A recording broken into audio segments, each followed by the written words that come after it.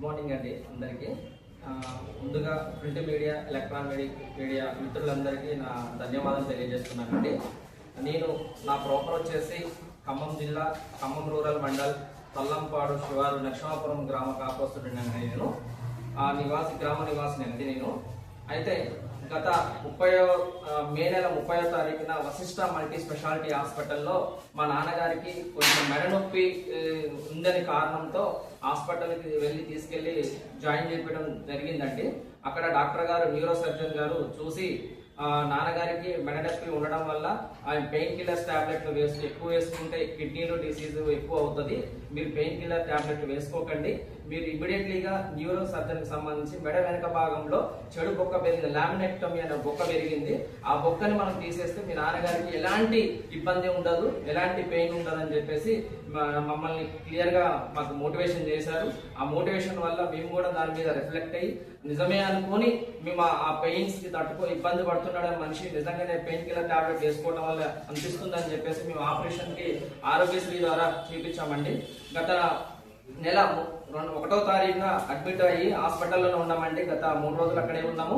దాని తర్వాత 3వ తారీఖున ఆపరేషన్ ఆరోగ్యశ్రీ అప్రూవల్ వచ్చింది. 3వ తారీఖున మాకు ఆపరేషన్ చేయడం, మిడ్ నైట్ ఆపరేషన్ చేయడం జరిగిందండి. ఆపరేషన్ చేసిన తర్వాత అదే రోజున మాకు అంటే ఆపరేషన్ అయిపోయిన తర్వాత మిగతా నిమోనియా కాంప్లికేషన్స్ అనేది వచ్చిందండి. ఆ నిమోనియా అంటే నిమ్ అంటే టోటల్ గా లంగ్స్ లో అనేది నిమ్ము బాగా చేరిపోయిందండి. ఆ నిమ్ము వల్ల ఏంటంటే నాన్నగారికి చాలా ఎమర్జెన్సీ అయిపోయిందండి. ఆ నిమ్ముకు సంబంధించి నేను డాక్టర్ గారిని మార్నింగ్ ఉదయం కన్సల్ట్ అవుతుంటే దగ్గు కూడా విపరీతంగా వస్తుంటే నేను డాక్టర్ గారిని అడిగానండి క్లియర్ గా. డే 1 నుంచి నేను ఐసీయూలో నేను ఉన్నానండి, నేను పొడుగునండి నేను ఉన్నాను. అయినా కూడా డాక్టర్ గారు ఏం చెప్పారంటే దగ్గు వస్తే మంచిదేనండి, క్లియర్ గా మనకు అది రావడం వల్ల ఆ సింటమ్స్ వల్ల బెటర్ ఉంటుంది. కానీ అక్కడ మేము మల్టీ స్పెషాలిటీ హాస్పిటల్ అని చెప్పేసి మోసపోయి కార్పొరేట్ లెవెల్లో ఇన్ఫ్రాస్ట్రక్చర్ చూసి మేము క్లియర్ గా మోసపోయినామండి. ఇలాంటి హాస్పిటల్స్ ని మీరు తగు చర్య తీసుకోవాలని గవర్నమెంట్ కూడా డిమాండ్ చేస్తున్నాను. ఎందుకంటే ఆరోగ్యశ్రీ అనేది పెద్ద పథకం అంటే పేదలకు చాలా ఒక గొప్ప వరం లాంటి పథకం అండి ఇది. ఆ పథకాన్ని వాళ్ళ విధి విధానాలు, గవర్నమెంట్ యొక్క విధి విధానాలని క్లియర్ గా తొంగలో దొక్కి వాళ్ళ కార్పొరేట్ స్టైల్లో వాళ్ళ యొక్క రూల్స్ రెగ్యులేషన్స్ ఇంప్లిమెంట్ చేస్తున్నారండి. ఇలాంటి చర్య ఇంకొకరికి జరగకుండా ఈ మన ఖమ్మం జిల్లాలో తెలుసు మీకు, ఎందుకంటే కార్పొరేట్ లెవెల్లో ఎంత మాఫియా జరుగుతుందో మీకు తెలుసు. ఈవెన్ ఒక ఫీవర్ కానీ వైరల్ ఫీవర్ అని వస్తే ఎంత పేషెంట్ దగ్గర నుంచి ఎంత లాగుతున్నారో తెలుసు. నేను అవన్నీ కూడా ఆ విషయాలు కూడా మీకు ఏం చెప్పదలుచుకోవట్లేదండి, ఎందుకంటే నాకు జరిగిన అన్యాయం గురించి నేను మాట్లాడుతున్న ప్రస్తుతానికి. అదే రోజున ట్రీట్మెంట్ చేయించుకుంటాము, ఆపరేషన్ అయిపోయింది. ఆపరేషన్ అయిపోయిన తర్వాత మాకు సైడ్ ఎఫెక్ట్ అనేది కంపల్సరీ వస్తుందని తెలుసు, కానీ డాక్టర్ గారు ఆ విషయం మీద నెగ్లెక్ట్ చేశారండి, నిర్లక్ష్యం వహించారు. ఐసీయూ అని పెట్టుకున్నారు. ఐసీయూలో మినిమం ఒక కనీసం జూనియర్ డాక్టర్స్ కూడా అవైలబుల్ లేరండి. మల్టీ స్పెషాలిటీ అంటే అర్థమైందండి అని నేను క్వశ్చన్ చేస్తే ఒకటి న్యూరో సర్జన్ ఉన్నారండి, కన్సల్టెంట్ ఉన్నారండి, అండ్ నెక్స్ట్ ఇంకొకటి డెంటల్ డాక్టర్ ఉన్నారండి. ఒకరు 2 డాక్టర్లు ఉంటే దాన్ని మల్టీ స్పెషాలిటీ అనే వాళ్ళు ఎగ్జాంపుల్ ఉదాహరణ కూడా చెప్పారండి నాకు. కానీ అది కరెక్ట్ కాదని నేను అనుకున్నాను. కానీ దాని మీద చాలా విషయాలు కూడా నేను ఇది గవర్నమెంట్ ఉద్దేశించి తీసుకెళ్లాలని నేను అనుకుంటున్నాను. ఆరోగ్యశ్రీ కోఆర్డినేటర్ గారికి కూడా, ఖమ్మం జిల్లా ఆరోగ్యశ్రీ కోఆర్డినేటర్ గారికి కూడా నేను కంప్లైంట్ చేశాను. 18వ తారీఖు నేను కంప్లైంట్ చేశాను. ఇప్పటికి 10 days అవుతుంది. దాని మీద నాకు ఎలాంటి రిప్లై కూడా రాలేదు. డిఎంహెచ్ఓ గారికి, district DMHO health medical officer గారికి కూడా నేను కంప్లైంట్ చేయడం జరిగింది. అదే రోజు 18న చేశాను. కానీ ఇంతవరకు నాకు రిప్లై ఎలాంటి రాలేదు. డిస్ట్రిక్ట్ కలెక్టర్ గారికి కూడా చేశాను, కానీ నాకు ఎలాంటి వ్రాతపూర్వకంగా కలెక్టర్ గారికి కూడా నేను ఇచ్చాను, కానీ నాకు దాని మీద ఎలాంటి రిప్లై రాలేదండి. ఇప్పటి వరకు నాకు న్యాయం చేయాలని ఈ రోజు నేను ఈ ప్రెస్ క్లబ్ వచ్చి మీ వంతు ఒక జర్నలిజం మీద నేను నమ్ముకున్నానండి. మీ అక్షరం నాకు ఒక ఆయుధంలాగా పనిచేస్తుంది అనుకుని నేను చాలా మీ మీద నమ్మకం పెట్టుకుని ఈ రోజు నేను ప్రెస్ క్లబ్ లోకి వచ్చానండి. నా మీద దయ ఉంచి ఈ వార్తని మీకు క్లియర్ గా వాస్తవాలను వెలుగులోకి తీసుకోండి. దీంట్లో నేను ఎలాంటి దానికి నేను ఒత్తిళ్లకు లొంగనని క్లియర్ గా చెప్తున్నానండి. అయితే ఆపరేషన్ జరిగిన తర్వాత మా నాన్నగారు 3వ తారీఖు ఆపరేషన్ జరిగిన తర్వాత 11వ తారీఖు వరకు మల్టీ స్పెషాలిటీ ఎమర్జెన్సీ హాస్పిటల్ వశిష్ఠాలోనే ఉన్నారండి. 11వ తారీఖు 7th ఎమర్జెన్సీ ఏంటండి, ఫిట్స్ లాగా వచ్చాడు. సెకండ్స్ ఆఫ్ ఫ్రాక్షన్స్ లో పేషెంట్ కొట్టుకోటి ఐసీయూలో నేను దగ్గర ఉన్నానండి. చూశాను అక్కడ కనీసం అవైలబుల్ గా నర్సులు కనీసం క్వాలిఫికేషన్ ఇంటర్ డిగ్రీ పిల్లలతో వాళ్ళు ట్రీట్మెంట్ చేపిస్తున్నారండి. కనీసం ఒక ANM, GNM, BSc nurse, MSc nurse, staff nurse అలాంటి క్వాలిఫికేషన్స్ లో ఉన్న వాళ్ళని కూడా వాళ్ళు మెయింటైన్ చేయట్లేదండి. కనీసం ఒక జూనియర్ డాక్టర్స్ లేరు, ఒక డ్యూటీ డాక్టర్స్ లేరు, కనీసం ఎలాంటి లేకుండా వాళ్ళు కార్పొరేట్ లెవెల్లో ఒక గొప్ప అని చూపించుకోవాలి, ఇన్ఫ్రాస్ట్రక్చర్ చూపించుకోవాలి సరిపోదండి. ఇది గవర్నమెంట్ కూడా ఆరోగ్యశ్రీ విధి విధానాలను వాళ్ళు తుంగలో దొక్కేస్తున్నారండి. క్లియర్ కట్ గా మనకు తెలుస్తుందండి. నా దగ్గర క్లియర్ ఎవిడెన్స్ ఉందండి. ఆ ఆపరేషన్ అయిపోయిన తర్వాత 11వ తారీఖు ఎమర్జెన్సీ అయిన తర్వాత ఆ డాక్టర్ గారు 15 నిమిషాలు బయటకు వచ్చి చూసి, మీరు మీ నాన్నగారు అన్కాన్షియస్ లో ఉన్న పేషెంట్ ని ఏమంటే డాల్ఫిన్ కి వెళ్ళి మీరు క్లియర్ గా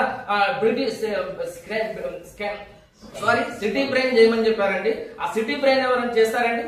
అలాంటి పేషెంట్ ని, అలాంటి సిచ్యువేషన్ ఉన్న పేషెంట్ ని ఆయన సజెషన్ ఇచ్చే, న్యూరో సర్జన్ ఇచ్చే సజెషన్ అదండి.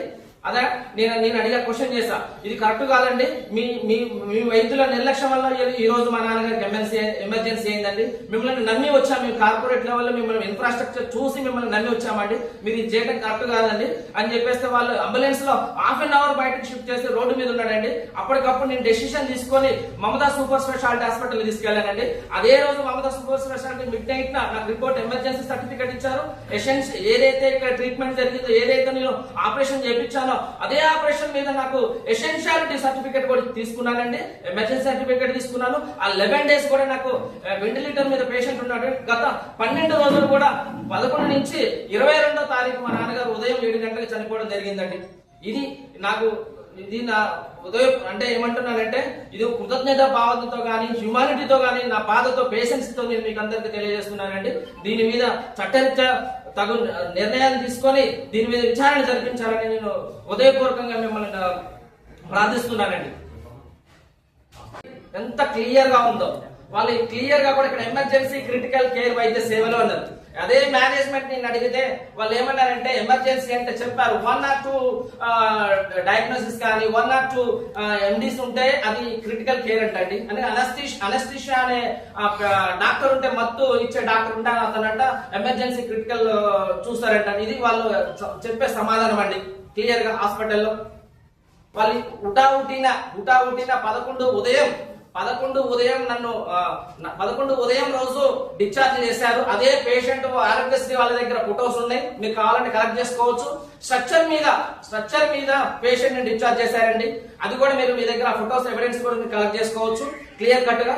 నెక్స్ట్ అదే రోజున 7th 7 గంటలకి పల్మనాలజీని పిలిపిస్తామని చెప్పి పల్మనాలజీని ఉదయం 10 గంటలకు రిఫరల్ పెట్టి సాయంత్రం 7 గంటలకు వచ్చాడండి బయట డాక్టర్, ఓపీ డాక్టర్. చూసి ఆయన నిమ్మ అనేది కేర్ఫుల్ గా ఎక్కువగా ఉన్నది, చాలా ఎక్కువ ఉన్నది. అందువల్ల గత వారం రోజుల నుంచి ఇట్లా ఉండడం వల్ల ఇది అనేది ఎక్కువ రిఫ్లెక్ట్ అయిపోయింది, ఆ బ్యాక్టీరియా అనేది ఎక్కువ ఫామ్ అయింది, అందువల్ల ఎమర్జెన్సీ అయ్యే పరిస్థితి వచ్చిందని చెప్పేసి పల్మనాలజీ గారు కూడా చెప్పారు. కానీ ఆయన మెడిసిన్స్ రాశారు.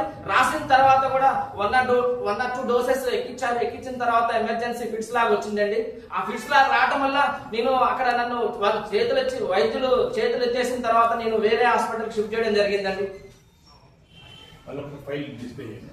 ఏదైతే ఉందో ఆ ఎసెన్షియాలిటీ మీద అంటే న్యూమోనియా మీదనే ట్రీట్మెంట్ 12 రోజులు ట్రీట్మెంట్ చేశారు, వెంటిలేటర్ మీద ట్రీట్మెంట్ ఇచ్చారు. కాబట్టి వాళ్ళు ఇచ్చిన క్లియర్ ఎవిడెన్స్ సర్టిఫికేట్ అంటే essentiality and emergency certificate and death summary and Mamata వాళ్ళు ఇచ్చారండి. 22 మార్నింగ్ ఉదయం 7:15 చనిపోయారండి.